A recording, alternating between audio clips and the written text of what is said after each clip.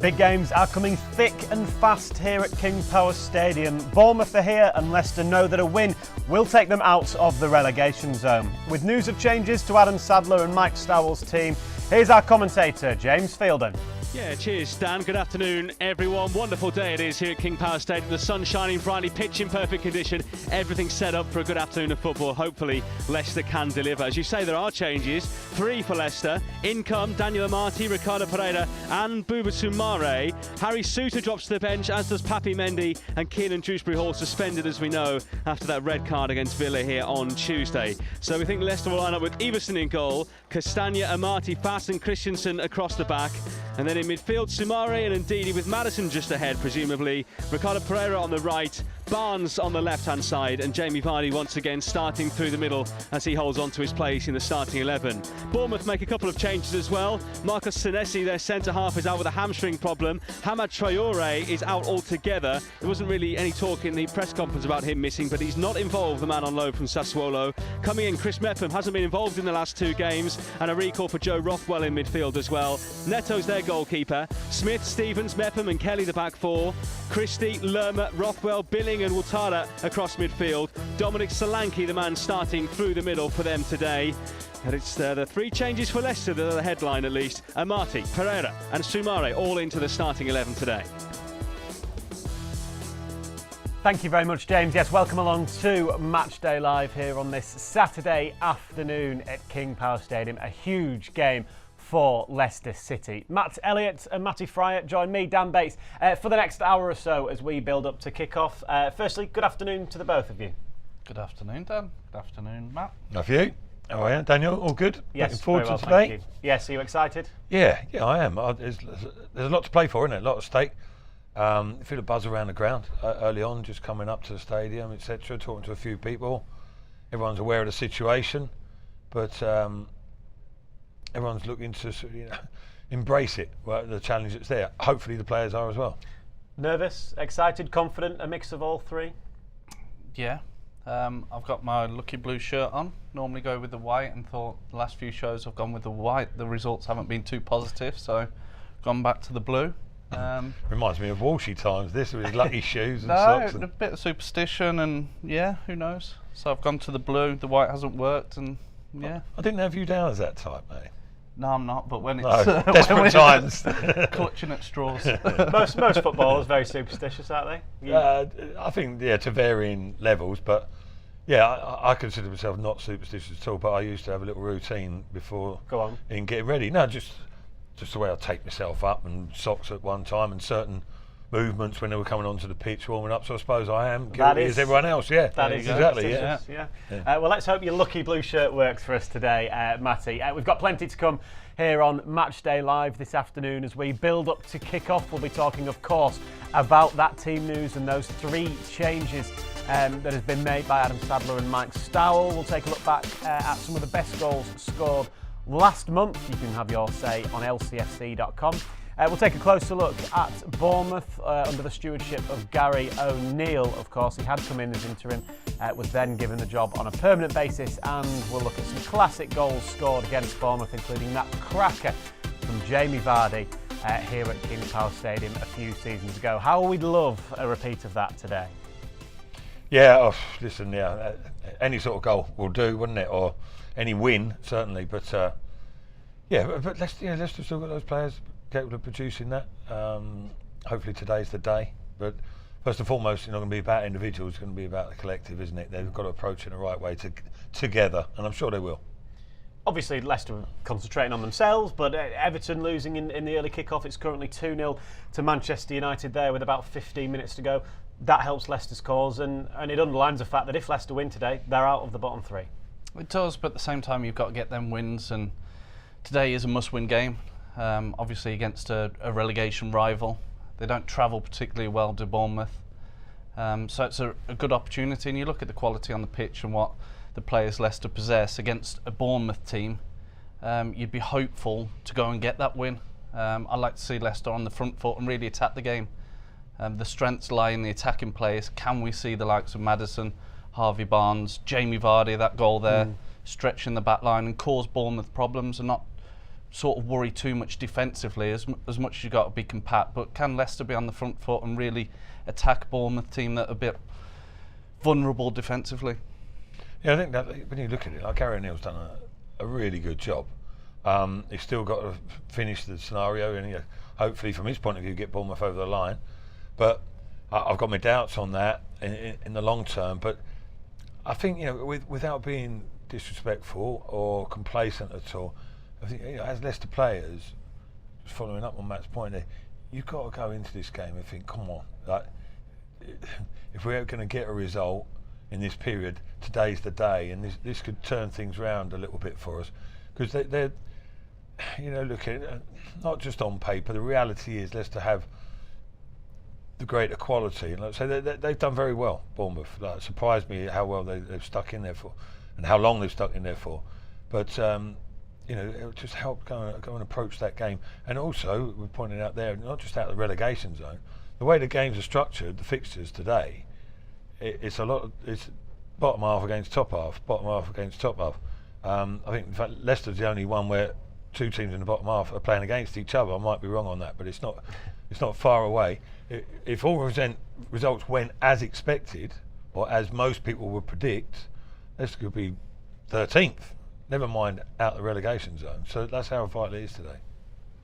Yes, but at the same time, you've got to go and win them games. It's of course, easier said than done. With Man City lurking as well, you have, haven't you? Yeah, it's, as you said, it's one of them. But you look on paper and you see the two teams, and you'd expect a full-flowing Leicester in previous seasons of 5th and 8th, and then they do find themselves in a new position and sort of lower down the table in the relegation zone. But you look at the quality, and the front four will cause most teams a problem, especially against a Bournemouth team. That's no disrespect to Bournemouth. They're fighting on. They're being written off at the start of the season. I think Scott Parker mentioned that he didn't feel the squad was good enough. They dismissed him. Gary O'Neill came in.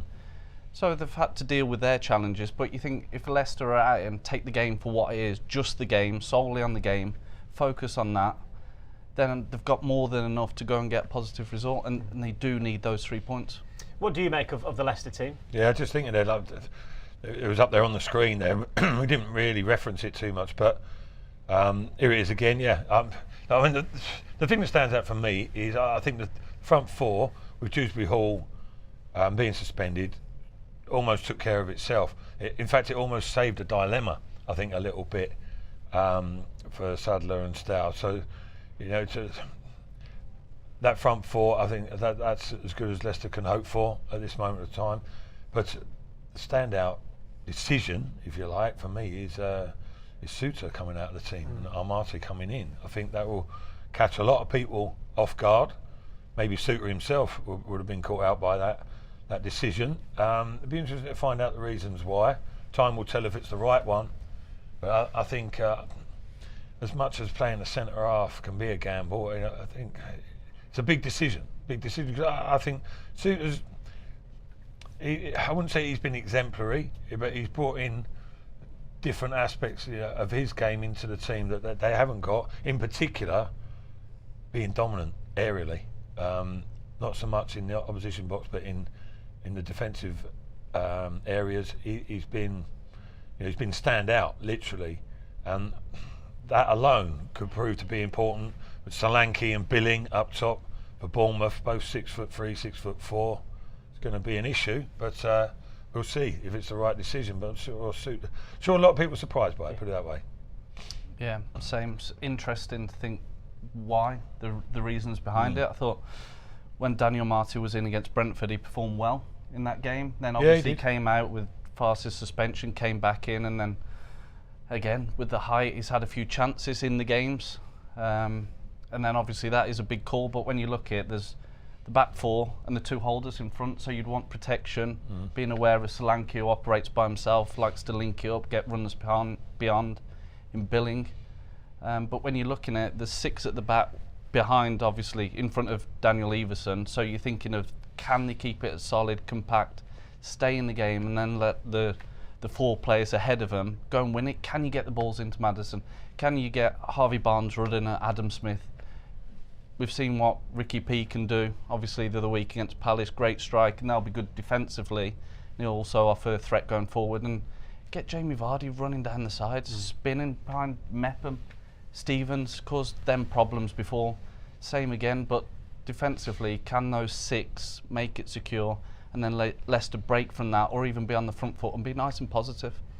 Still to come, Harvey Barnes will talk us through his fantastic strike against Villa in midweek. But we've got to take a look back at some of the best goals scored in Leicester's colours during March.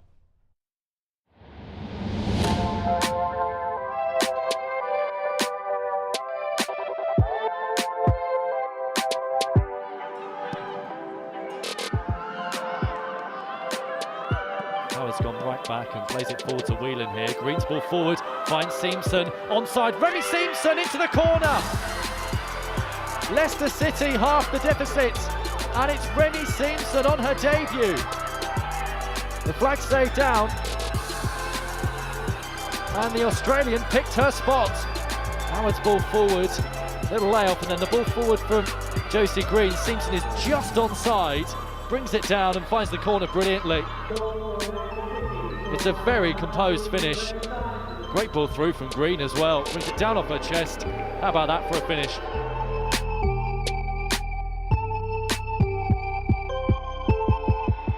Chelsea have it with Felix, but he's run into trouble. He's run into Ricardo. Leicester win it back, and it's a shot from Daka. Oh, welcome back, Patson Daka. The ball falling to him on the edge of the box and left-footed.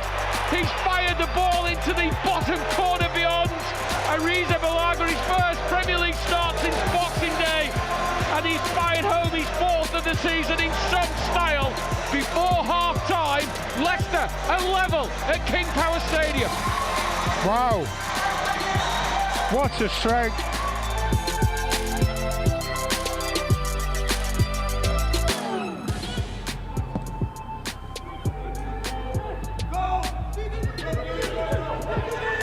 Hill. Nazwanise.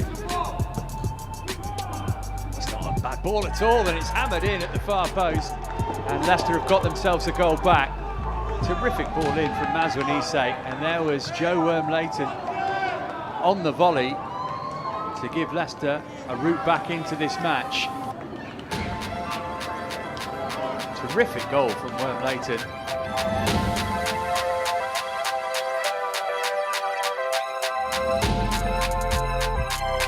From Timothy Castagna on halfway to win it.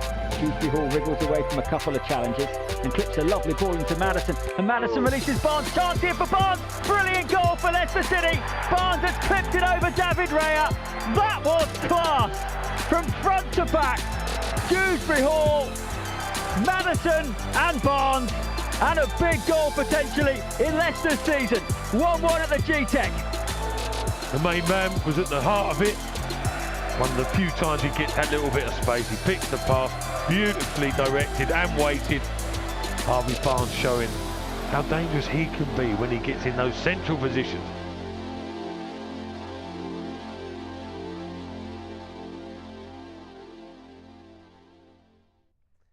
Four goals there to choose from during the month of March. What was your favourite?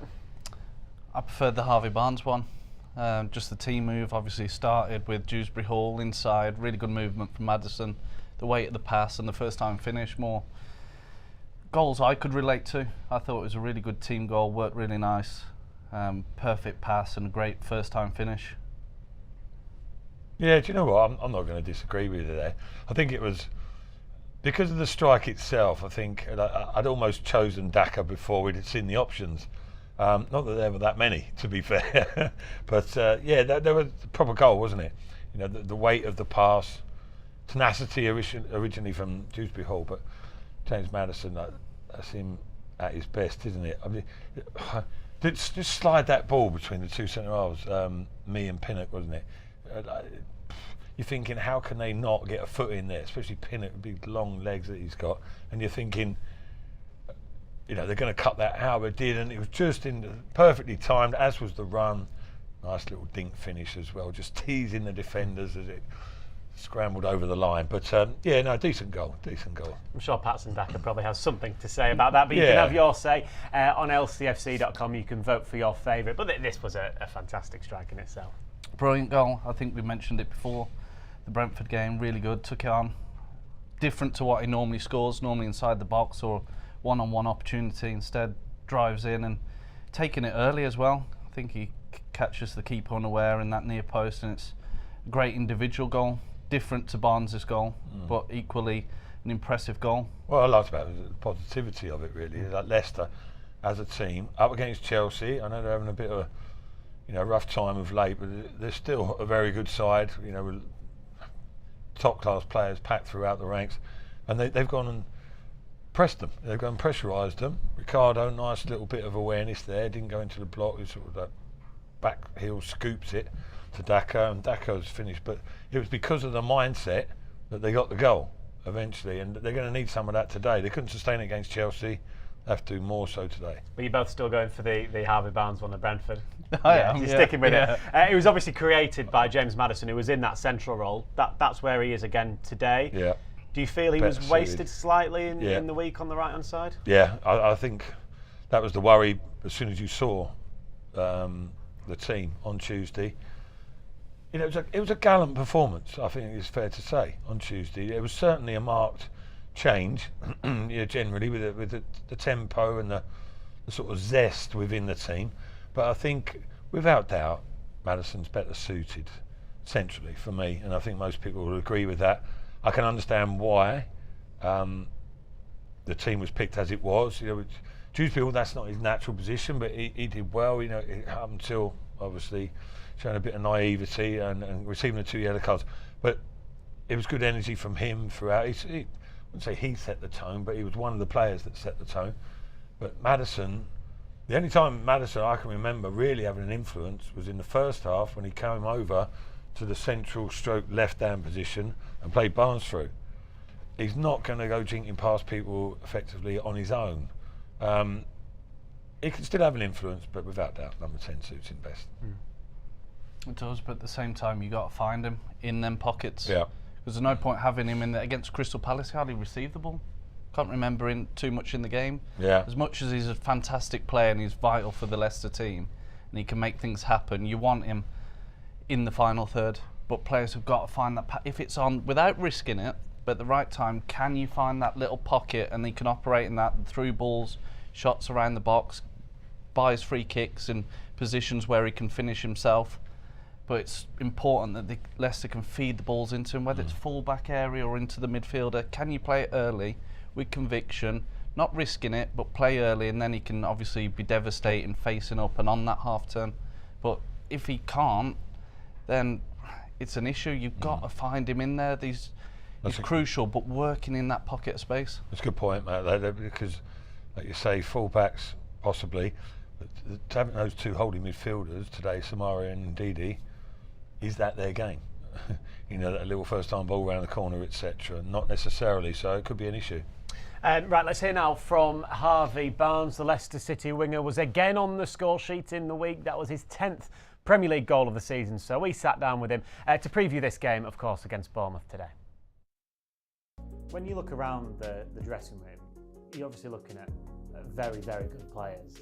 Yourself included in that, you must believe as a group that you have the quality, obviously, to get out of this position. Yeah, and I think that's a lot of the frustrations for this year. Like you say, you look around and it's difficult to believe that we're in this position, but we are. There's obviously reasons why, and obviously it's not an easy solution, otherwise it would have been done a long time ago. The quality's there. You see it, you look around the players that we have here. It's just about bringing that all together and finding a way for us to get results and for it to work. That's how football is. There's teams who are doing a lot better than us this year in the league who, on paper or such, may not have the quality that we do here, but they've got it right, as in tactics, team, everything's working well. That's what we've struggled with this year, and that's what we've got to put right now. Looking back at that Villa game that you referenced, obviously that was incredibly frustrating, disappointing that the defeat came late on, just as it did against Palace. Do those ones hurt the most? Yeah, 100%. I think especially the other night was tough, because I thought for good periods of the game we were good. We kept it nice and tight when we had to, and listen, we know they're a good side, so we weren't going to just go and chase the game and let them play the game they wanted to do. We tried to make it difficult and limit their space. going behind's obviously disappointing, but then to get back in the game when we did, it was at a good time. And second half we kept it tight, we kept good possession, we created a few little chances, and obviously little mistakes. Going down to 10 men, it's tough, and then you see after that there's still 20 odd minutes left. We're sticking in there, we're fighting, and it's a great finish in the end that wins it for them. It's late on. It's just sometimes you need that little bit of luck or that little bit of quality, and at the minute that's what's lacking for us. Let's concentrate on more positive things. Obviously, your goal, fantastic, from the touch to the run to the finish. Talk us through it. Yeah, it was something we spoke about before the game. That spacing behind and not being afraid to hit the long ball when it's on. It's great building up from the back when it's on, and it looks great. But as with the goal, that long ball over the top's more effective a lot of the time, and it gets us into them dangerous positions. And it's a great ball. The first touch was important, and it was a good first touch, which just set me up. And then it's just about having that bit of composure at the end to finish it off. And it all come together well for the goal. It was like I said, it was an important time in the game. We'd played well in the first half, I thought, but we just didn't. The scoreline didn't reflect it at the time. So that goal levels it up going into the break, and you can sort of regroup then and push on the second half. Where do you rank it in terms of your best goals for the club, do you think? I think it's definitely up there. Different sort of goal to the ones that I might have scored. It's not a cutting and bend it in the top corner, but there's probably more elements to that goal which have all got to be right for you to score, and they were all there for the goal, so it's definitely up there. I think obviously the result probably just puts a bit of the downer on the goal a little bit, but away from that, it's nice to score them sort of goals. It'll probably take some strike to be the one at Leeds, won't it? I think so, and the Sheffield United one. I think they're like I said, different sort of goals, but this one's definitely up there for me. Yeah, Harvey Barnes coming off the back of that fantastic goal in midweek, starts again at left wing, of course. How good was that goal? Did you get many like that in your career, Matty? Yeah, I used to use my pace, burst past the defender and go, no, I wish I could have done that. No, it was a great touch, wasn't it? The touch set it up. He would obviously use the momentum and his speed on it. Burst past Ashley Young, who looked like he was treading water, but he has got that pace. He's been so effective with his numbers, obviously 10 goals, bursting through, and then it's a really composed finish, just opens up the body and guides it into that far corner where we've seen so many times he's capable of that. But you think, on that, keep on using him today against Smith. That's the ball. That's the ball. Even against Smith, there's been a few goals from the Bournemouth side that have come against Smith on that right-hand side. Harvey Barnes, go and get at your man. And obviously he'll be full of confidence, double figures in a team that are struggling. Really good return. There's not too many. I can only think of Saka, Martinelli that have bettered his return. So he's a real threat. Can you play that ball in and get him running 1v1? And then he's really useful in the finishing situation when he doesn't really have to think about it. The touch was perfect, drives into the box, finds the bottom corner, and Leicester back in the game. It's sort of come to the stage where there's almost an over-reliance on Barnes to produce something. Whether that's him supplying the ammunition or completing the job as he did there. I mean, that was a top-level goal there. I mean, the pass from Fass. Do you think they work on that in training, the type of pass like that? Or is that just something that happens in a game? Yeah, no, I think without a doubt, I think Harvey Barnes, heard him speaking, I think it was after the game, he's saying about it was an intentional ploy beforehand, Ashley Young playing, good player that he has been. He's not going to stay with Harvey Barnes if you get the right supply line, and I think generally the play sort of drifts towards Harvey Barnes, doesn't it? We talk about the importance of James Maddison, rightly so. It's like if Maddison's not playing, everyone's up in arms thinking, we're going to struggle, but it's getting to that point where it's sort of, I know it wasn't in that instance on Tuesday, but Maddison has to feature strongly, so does Harvey Barnes. One helps the other be effective. But other people need to start contributing. Really, you have to have more threats than just one particular avenue. And I think Leicester need to develop that a little bit. Hopefully, Ricardo can provide that, and Jamie Vardy can get himself back on fire as well. But Barnes, it's just, especially when he is a bit inconsistent in his finishing, despite the fact he's got a great return. 10 goals from his position in a club that are in poor form.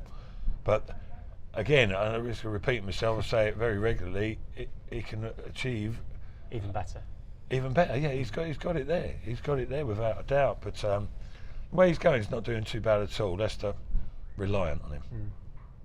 Yeah, he's one where the more he thinks about it, the worse it looks. Yeah. When he just does it off the cuff. And that was instinct, wasn't it? Yeah, not off the cuff. He's obviously practiced for numerous years, played at the highest level there is, and his goal return's been impressive throughout his career. But when he thinks about it, it doesn't always get right. But when he goes off instinct or it just lands there, he's really good at opening up the body. That finish you saw there against Forest, he opens up the body, curls it in, and it's difficult to stop. You know it's coming, but at the same time, when he shifts it and he's got that pace to move it, opens up the goal, and it's a chance. But more times than not, he finds that bottom corner, or even worst case scenario, the keeper might save it and there's a rebound. But as Matt said, there's a reliance on James Maddison and Harvey Barnes. Both got most of, I don't know what percentages, but most of the time they've got Leicester's goals. So can other players, perhaps Jamie Vardy today, or who might be introduced to the play, maybe a substitution, Patson Daka, Kalichi. Centre halves can contribute if they want. Yeah, but they be can nice. do though. Yeah, it'd be nice, wouldn't it? Yeah, being a threat from set plays. So there has got to be others that are chipping in with goals. Big day for Ricardo on that right-hand side, other side of the pitch to Harvey. Not his natural position, but we know he can produce in that role. He can, yeah. And they've been paired up together, haven't they? Previous times, and to be honest, from memory, the majority of times it hasn't worked as well as you might think. Two quality performers. You think they complement each other well. I thought there were good signs against Crystal Palace in the start of the second half, and obviously Ricardo got himself that fine goal, and that they were sort of working in tandem, sometimes overlapping from Castagna and Ricardo filling in and dropping in, taking his position. I would think for today, they give you that extra security, but still got potency going forward. They can both bomb forward at times when it's right. So yeah, looking forward to it. Looking forward to Ricardo being out there. Let's hear from one of the men that made that decision to play Ricardo in right wing today. Adam Sadler spoke to the press on Thursday, and he was asked if he's been preparing any differently for this game with Bournemouth. No, I mean we'll prepare for every game with our usual processes. It's going to be a massive game, of course, we understand that, but there'll be no difference in the way we go around preparing for this game as we did on Tuesday night. What's the biggest challenge for you and Mike in this situation? It's a tricky one, obviously, that goes without saying, but what's the biggest challenge you faced responding to the situation? Listen, Mike and I have been at this football club for a long time, so we know these players very well. They know us very well. So for us, it's just about remaining really positive with these players. It's a very talented group of players, and our job is really to give them our full support, which is what we've been doing. And what about Bournemouth? That goes without saying, it's a huge game for lots of reasons, but what about the challenge they pose for you? Well, Bournemouth, is a club in a similar situation to ourselves in the relegation zone, as you mentioned, a couple of points ahead of us. I think Gary's done a really good job with that team. You can really see a clear identity in how they play. A side who play very much on the front foot. So we have to be ready. We know there's a big challenge ahead come Saturday, but with a day to prepare tomorrow and get the players into the best possible place to be ready for that game, I think it potentially is a fantastic fixture. I wonder how the players have reacted from what you've seen to you and Mike taking charge of things over the last couple of days. I know there's been a game in there as well, but have you seen any different kind of reaction to the players at all? Well, we've had such a busy week, like you mentioned, with the game on Tuesday night. So I think it was a simple case of getting everybody's mind on that game for Tuesday. The players had a recovery day yesterday. Those players who played in the game on Tuesday continue with the recovery protocols today, and it's the players who didn't play on Tuesday have had the training session this morning. So tomorrow will be our first time to get the group back together as a full group. I have to say, I thought the spirit in the team on Tuesday night in the game, although the result didn't go our way, I thought the spirit in the team was really clear to see, and I think that was backed up by the Leicester City fans on the night. I thought the King Power was really loud and fantastic and really behind the team, and we'll be looking for the same come Saturday. How big a test is this ahead of you now for you and for Mike and for the rest of the players as well to stay in the Premier League? I think we've just got to stay in the moment. It's about being very current and considering only the here and now. Tomorrow we'll prepare the team with Bournemouth in mind, and then it's the game on Saturday. We're not looking any further than that. That's our full focus. How tough a job do you think it is for Adam Sadler coming in at this stage of the season where Leicester find themselves? It's a difficult position, but you're not normally going to find it when you're flying high at the top of the table. It doesn't normally happen that way, so difficult position to be in, but you said all the right things there. Got to be positive, upbeat, fill the players with confidence and not overanalyze everything. Yes, Leicester know that they need wins, but you can't keep on saying the same stuff and going over and over. Just train well, get the players in a good mindset and be ready and prepared for a difficult opponent in Bournemouth. But I'd like to see more today in terms of, can Leicester be on the front foot? Can they really attack Bournemouth and show their strengths and play their game? And don't think too much, just play the game rather than the occasion. But it's a difficult position to be in, but he said all the right things and just got to believe in the players who've worked with them a long time and just fill them with confidence and no negative thoughts, just everything positive and fill them with confidence. Yeah, I think there's only so much you can do, man, isn't there? You know, as a interim manager in this situation. And on the face of it, Adam and Mike Stow seem to be doing everything they can, you know, doing the right things, like you say, just re-endorsing what Matt has mentioned there. You know, trying to get some positivity. You mentioned there about the spirit on Tuesday. That was evident, without a doubt. They were, you know, wiring into challenges and squeezing and pressurising when the time was right. And there was an energy about their play. It's good to see. Why it hasn't been there in previous times is another matter. But you know, that's done and dusted now. But going forward, you know, I think they seem to be sending all the right signals, saying the right things. It's not a time for huge overhaul of tactical structures, etc. Don't get too intricate, don't get too complicated.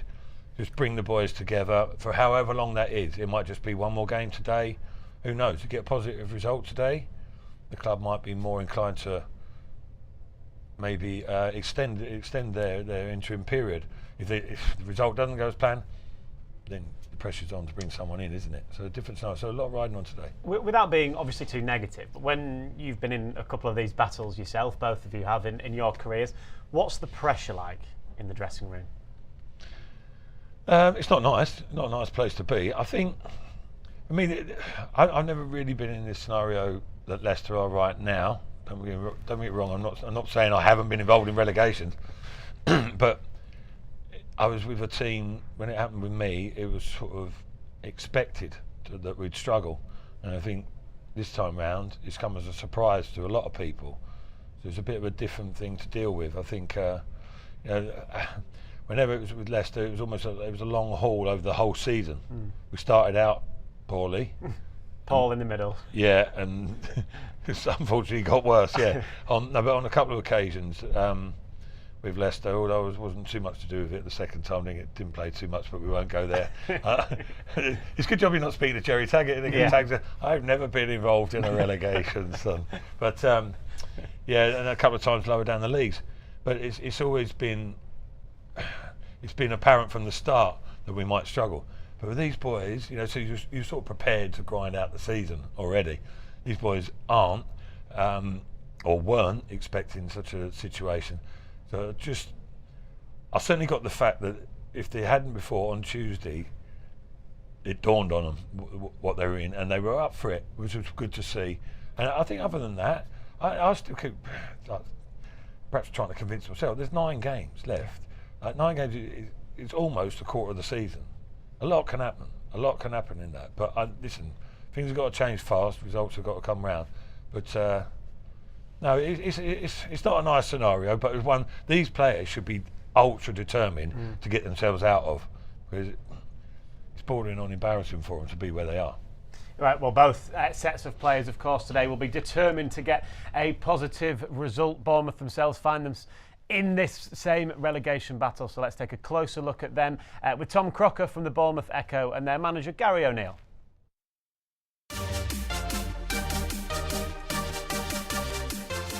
Just like the Foxes, every game between now and the end of the season is huge for Bournemouth. The Cherries haven't won at Leicester since 1988, a run that manager Gary O'Neill naturally wants to end.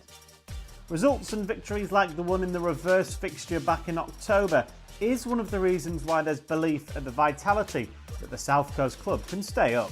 Generally, the performance has been okay. They've played a lot of sides in the top half and picked up a couple of wins against Fulham and Liverpool relatively recently, which have kept them with a good shot going into the last sort of few games. And that's why they've got 9 games left and 6 are against teams in the bottom 9. So that's sort of in their own hands. So this is one of those big games where everyone's sort of waiting to see now how they can get on against these teams around them, because generally in the first half of the season they struggled in these sort of games. So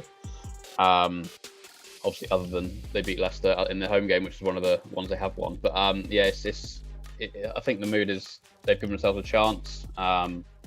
A lot of people from the outside are probably still writing them off, but I think within the group and the way they've been playing, I think they're relatively happy with where they are going into this last block of games now.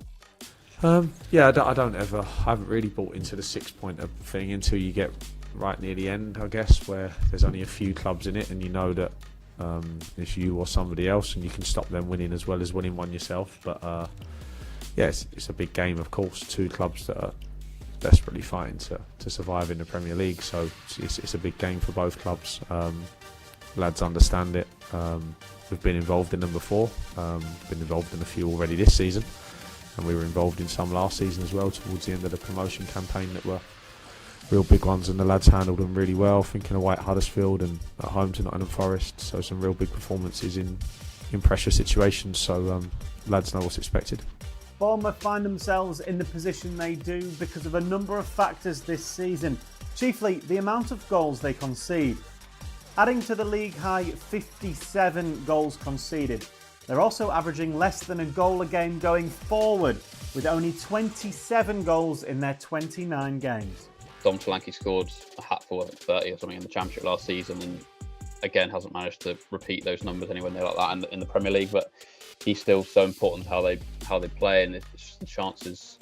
Until recent weeks, he hasn't been getting too many chances really, which I guess you can kind of understand if you're a team near the bottom of the league. But yeah, they can't sort of rely on him to carry all the goals this season, so they've had to sort of chip in from elsewhere. The big, like I say, that has been a big problem in the last couple of months really. They get quite a few opportunities in games on the break and things like that. They've got a lot of pace in the team now with the players they brought in January, but no one can really finish off the chances, so that has been a big problem.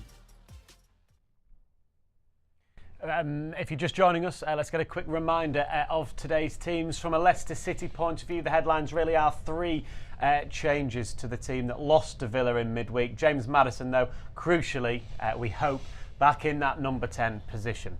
Concentrating on Bournemouth, though, and we heard there, it's both goals conceded and goals scored have been an issue. Obviously, the 2 of them together don't add up very well, do they? But Solanke scored freely, as we heard in the Championship last season, hasn't been able to replicate it. Billing is their top scorer with 6. Yeah, they obviously conceded a lot of goals, but from an attacking perspective, Solanke isn't going to score as many goals as he scored in the Championship. They don't create as many chances in the Premier League as opposed to being at the top of the other division. So it's a little bit different. He's up against better defenders. It's completely different. So to be saying whether he's got 2 men, but he's an important figure for their team. They play into it. They've got midfielder runners off him. But you think defensively, they've conceded a ton load. They've conceded a lot of goals early in the season. I think, was it the opening game v Liverpool? They lost 9. Concede quite a lot of goals, so that's an area where Leicester will be looking to exploit. You think the defensive players, Mepham's just come back in, he's been in and out the team. Smith, being a decent servant for Bournemouth, but you'd fancy your chances, the confidence that Harvey Barnes from the other night, you'd think get at him. But there is a vulnerability to him in terms of defensively, they are fragile and they don't score too many goals. But Leicester do concede goals, so you've got to be wary of that. But can Leicester go and put their play on to Bournemouth and take it the other way? But again, they've been written off all season, Bournemouth, even by the previous manager, so they're in a different scenario to Leicester, as Matt said, where it's new to the Leicester players. But Leicester, go and play your game. Be on that front foot, go and attack, be secure defensively, but at the same time you've got enough to cause Bournemouth problems, and take it to them as opposed to the other way round, and don't overthink what Bournemouth are going to do. No, but at the same time, you've got to be prepared for that. But I think Matt is 100% right there. Yeah, let's go and impose yourself today, of all days, against this opposition. Again, we've sort of mentioned it as if we, fancy Leicester strongly, which I do, but I'm not pretending for 1 minute it's going to be a walk in the park for them. Bournemouth have showed their battling qualities as well as their footballing on certain occasions. Game against Liverpool, okay, at home. They've had some good, decent results, haven't they? Yeah. Of late. Yeah, ran Arsenal very close, didn't they? So they're no mugs. So Leicester can't be away from home as well at Arsenal. Yeah, exactly. Yeah, and then was it the win against Fulham? Liverpool both at home, but there's capability in that squad, not to be taken lightly. I don't think anyone is complacent at the moment, but I think the supporters got to be mindful of that a little bit as well. If things maybe don't go quite to plan as they would like in a perfect world today, don't get edgy, don't get restless, because that will filter through to the players and then it has a negative effect. Stay with them for the whole duration. And I think if that's the case, everyone pulling together, Leicester will come through this. Yep, speaking of the King Power crowd, Jerry Taggart is on co-commentary duty for us. He's in the press box right now looking out onto the pitch. Jerry, how's it looking? What's the crowd? Are people starting to take their seats? Yeah, it's looking pretty busy. They've got the clackers as well out here, Dan, so hoping for a pretty lively atmosphere out here. Sun shining, a few clouds drifting in and out as well, but yeah, great afternoon for football. Looks perfect conditions in terms of players out there, and it's one of them games you just want to sort of be out there yourself and ready to go from the off. And as Jerry said, with the clappers and the atmosphere, you just want the fans to be behind the team, and as Matt also alluded to, you don't want that nerves. Whether there might be a loose pass, the fans have got to be patient as well, but at the same time the players have got to be ready from the off, concentrated throughout and all at it. And the fans themselves, Jerry, will know that a win today gets you out of the relegation zone, and it could be the catalyst and the start of a good, very positive end to the season. Yeah, absolutely. It's an end-game season, isn't it?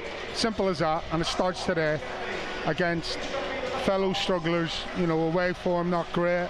Their form here at Leicester not great at all. So they have to take that confidence into the game. The performance from the other night, as Matt said a bit earlier, was good. They've got to stay on that path, that level of performance, and try and cut out mistakes. I think when you analyse the goals over recent games, it's basically down to defensive errors. It's as simple as that. Make sure you cut out the errors and have a realisation of the goal scoring form of your opponents. So it's pretty simple for me today. Have you learned anything from either of the two warm-ups? Not really, if I'm being honest. Just the usual passing drills, and obviously Leicester going into that little bit of possession, so you're expecting Bournemouth to try and get the ball on the ground, because there was a lot of passing drills with the ball on the ground, so they'll try and probably implement that into the game. As far as Leicester, looking pretty lively as you would expect them to. A few goals flying into the back line net from the shooting practice as well, so that's good to see.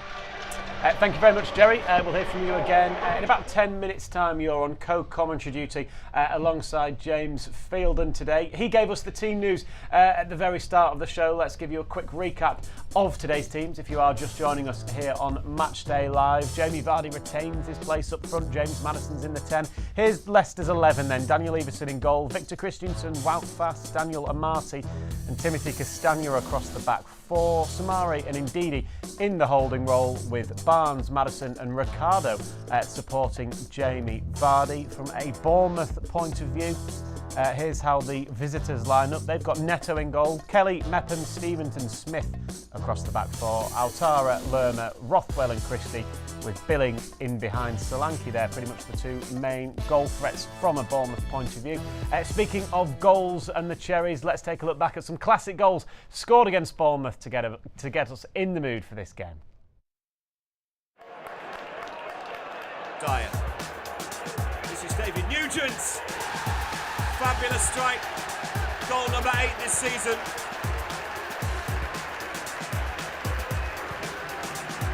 Calm and composed. Right into the far corner. Here's Wood. Wood bustling forward. Vardy, he's onside. Jamie Vardy. Leicester regain the lead. Hesitation from the goalkeeper Ryan Alsop really should have come, but that's calmness personified from Vardy.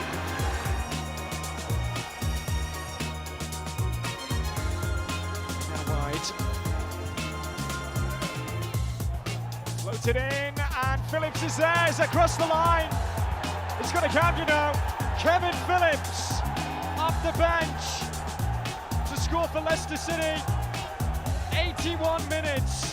So the man who won it, he is the man who will take it. Jamie Vardy against Artur Boruc.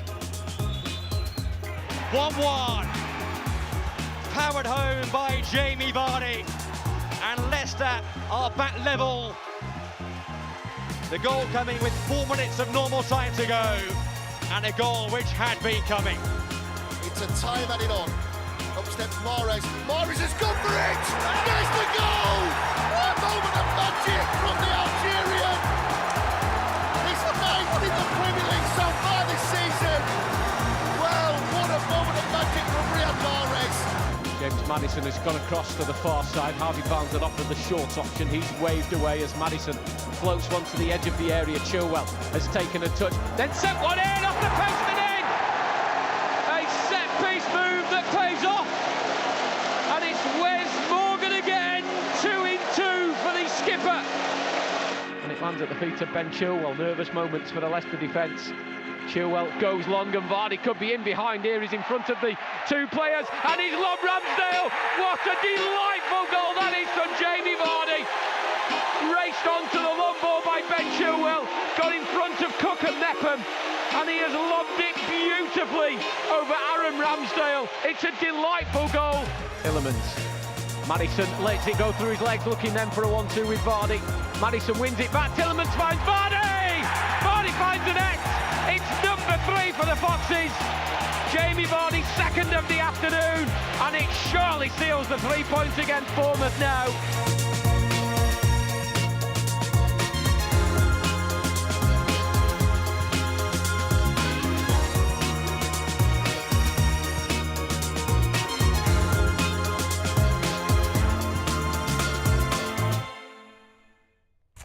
Jamie Vardy on fire there against Bournemouth a couple of seasons ago here at King Power Stadium. How we'd love for that to be the case again today. Yeah, we'd love a bit more of that again. Even for himself, watching them goals. I know we've put it on here, but them little advantages you get, them psychological boosts against certain teams, you score more than others. And even for Jamie Vardy, someone who's been distinguished at Leicester and his goal scoring record, still to see them goals, the effect that he has against teams and his record against Bournemouth is outstanding. And then the finishes that he'll be after, runs in behind and even the ones around the box. But again, confidence lift and seeing them goals and what he's capable of. So hopefully he can replicate it today. Yeah, nice to see him extend his goal tally against Bournemouth, wasn't it, today? Yeah. Of all days, probably more important today than any other. But yeah, no, just looking at the players there, off screen really, while we're looking at them, at the clips. Adam Sutter, he's right up for it. He's trying to get that across to the players, that energy, that sort of vitality that he has got, natural enthusiasm for the game he has anyway. He's constantly like it as an individual anyway. But so you want that to transcend to the players on the pitch and play like that. Yeah, and I think he did a good job of that on Tuesday, and with Mike Stout as well. And it certainly had an effect. Can that effect continue? You'd like to think so, because the players surely will react as positively as they can and feed off what they can in this scenario. Yeah, let's certainly hope that they can. King Power Stadium is bathed in glorious sunshine. Let's hope it's an omen or a sign of things to come here this afternoon. Jerry Taggart is alongside James Fielden on commentary for this massive, massive game in the Premier League. Do stay with us.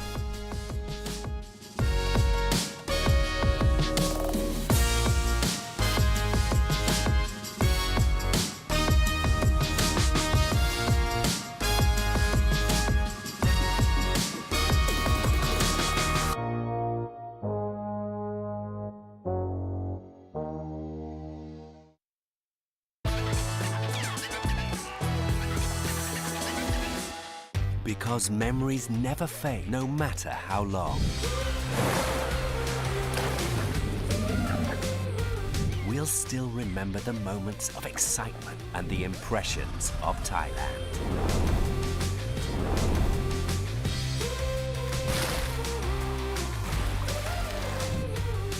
Amazing Thailand, now even more amazing.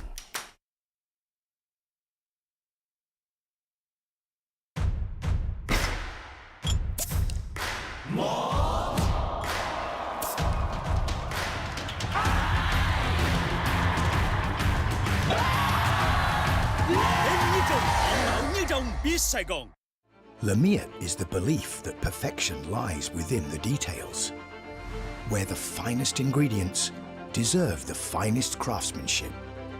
In every pursuit of perfection, there is passion and perseverance, where attention to detail inspires a masterpiece that's balanced and in harmony. This is the Lamiet philosophy, brewed into every drop of Chang beer.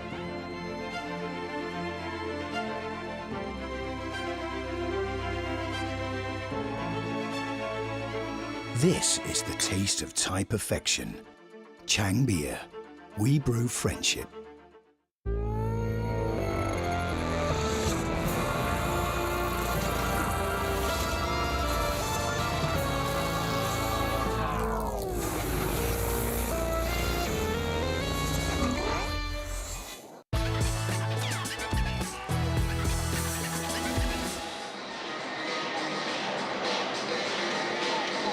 Hello, good afternoon everyone. Welcome along to King Power Stadium. After the disappointment of Tuesday night, it's a chance to recover for Leicester City in a crucial game at the bottom of the Premier League table as they host fellow strugglers AFC Bournemouth. Well, in a hugely congested area of the standings, it's a massive relegation tussle between 19th and 18th here as Leicester look to stop the rot after a 7th defeat in 8 games against Villa on Tuesday night under the lights. Looked like it would be a valuable point until the winning goal came late on, and it's now almost 2 months since the last victory against Tottenham here in mid-February. However, 4 days on, there's a chance to recover and go again up against a side that have won only twice on the road this season. Bournemouth and Gary O'Neill are close to falling straight back to the Championship at the first attempt after coming up behind Fulham last season, and both they and Leicester have only 8 games to go following today, meaning that matches against relegation rivals are so important. The Cherries were beaten at home by Brighton on Tuesday night. That having beaten Fulham themselves a week ago, they start the game a place and 2 points better off than the Foxes, who could go as high as 14th. Delighted to say alongside me for this one, in a few moments' time, is former Foxes defender Jerry Taggart. It is a beautiful day here in the East Midlands, sun shining, scattered cloud overhead, the flags waving all around us here. We understand there's going to be a tifo of sorts away to our right-hand side ahead of the game starting here, but a big match atmosphere, of that there is no doubt. In terms of the team news today, Leicester making 3 changes, Daniel Amati, Ricardo Pereira and Buba Soumare all coming into the side. Suter, Mendy and the suspended Dewsbury Hall miss out. That means we have a Leicester lineup of Everson in goal, Castagna, Amati, Fass and Christensen, Soumare and Ndidi in holding midfield, and then Ricardo Pereira, Maddison the captain and Barnes all behind Jamie Vardy up front. Bournemouth have made 2 changes. Chris Mepham comes into the back line, Joe Rothwell into midfield.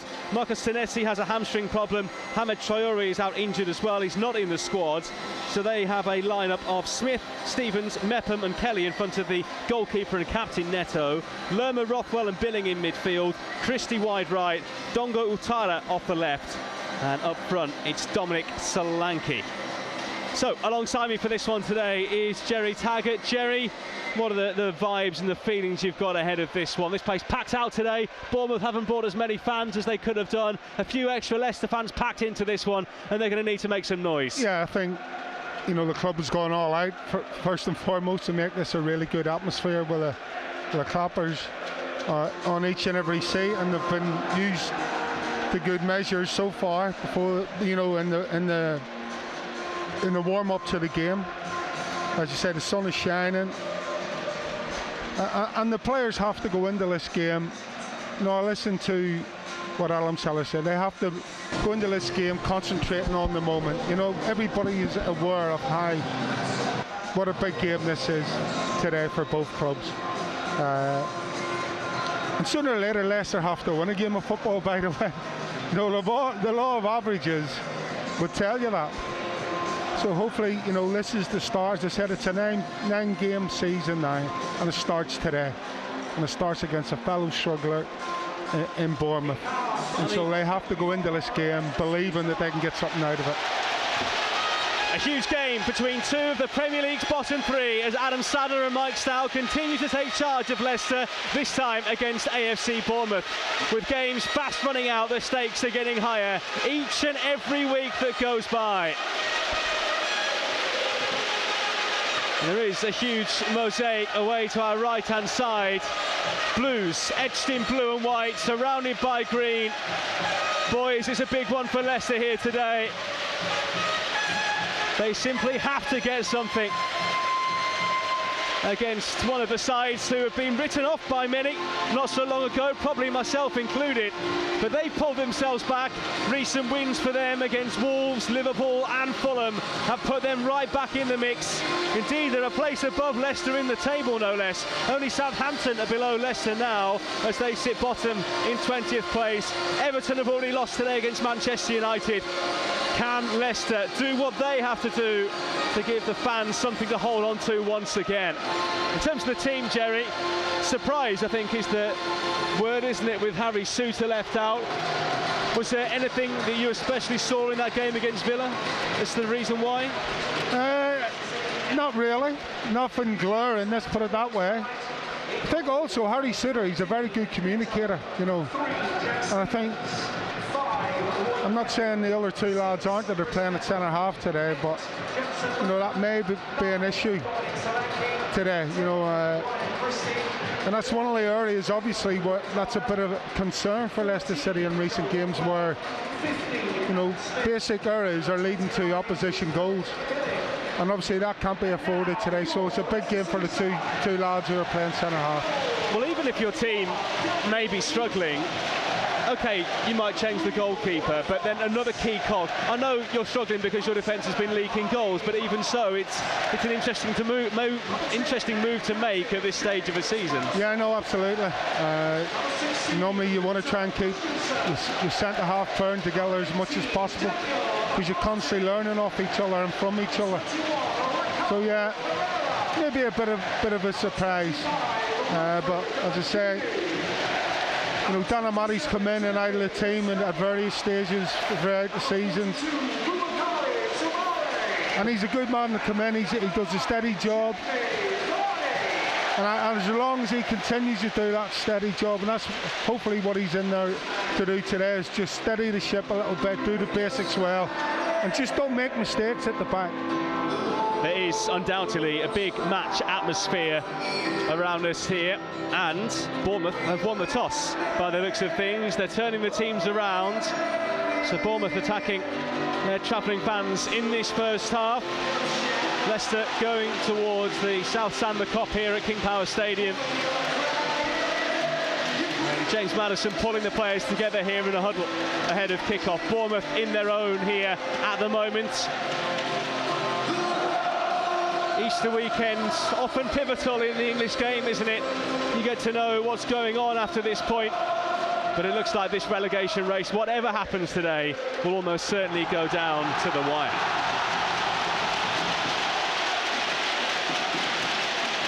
A big roar around us, everyone ready, everyone up for this. The disappointment of Tuesday night behind us. Now is the time to get back on track. After a run of 7 defeats in 8 games, winless since smashing Spurs here 4-1 on the 11th of February. King Power is ready. Leicester standing over the ball here. Ricardo gets us underway, and Soumare straight away sending a long one forward towards the left-hand side that goes straight out of play for a Bournemouth throw.